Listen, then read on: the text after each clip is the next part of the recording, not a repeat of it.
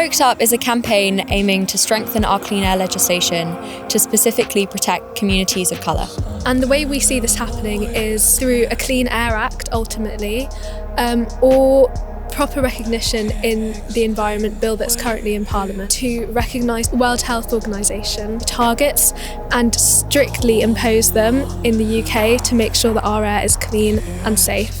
I care about clean air because I have personally grown up in an area that has highly polluted air and along one of the busiest roads in London. Also, I went to school with Ella Deborah, who was the first person in the world to have air pollution listed as the cause of her death.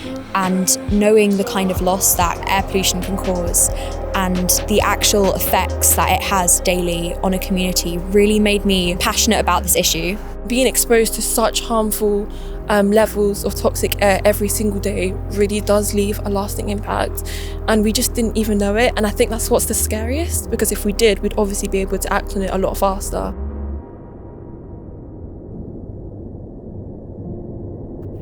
The toxic air we breathe currently remains the reason why we will be written off so abruptly. We risk being sealed in this fatal destiny, despite living in complete uncertainty. Although still treated like worthless commodities by those in authority, our voices and our names are out there, ready to uplift and amplify the rights of those in the most need.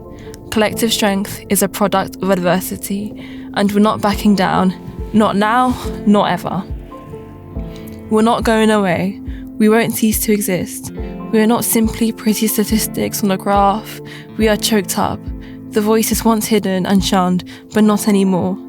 Communities like yours and mine, and you know what I mean, are the forefront of this movement, and we all need each other to breathe easy. The fight for clean air is not designed to be fought alone, and it does not have just one direction. We can and we will take this in multiple directions. It's a fact that the people united will never be defeated. So no more to our voices being silent, no more to submitting to the silent killer, one that shapeshifts into subtleties that we breathe, so invisible yet so sneaky.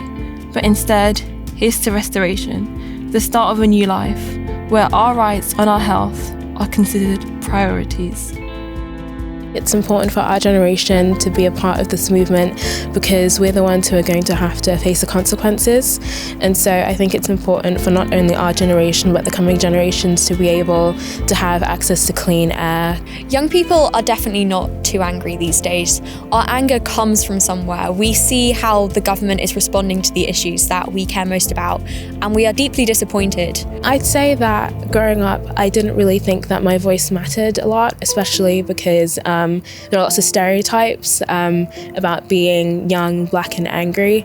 And I didn't really want to fit into those stereotypes, so for a long time I was quite quiet, and I was told that anger is a bad thing.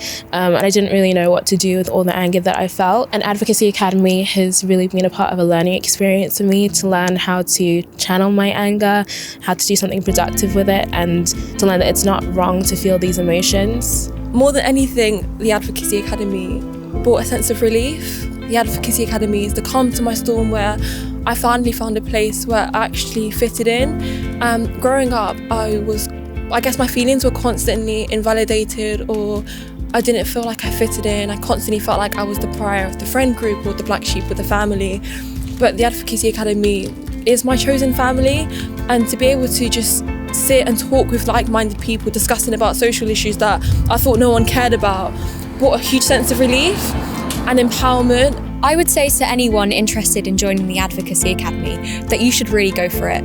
This is an amazing opportunity to harness your anger and transform it into something incredible, and to really make yourself heard. Just to be part of something that's bigger than myself, which actually feels worth it, is something that I hold on to so dearly, and I just couldn't be more grateful.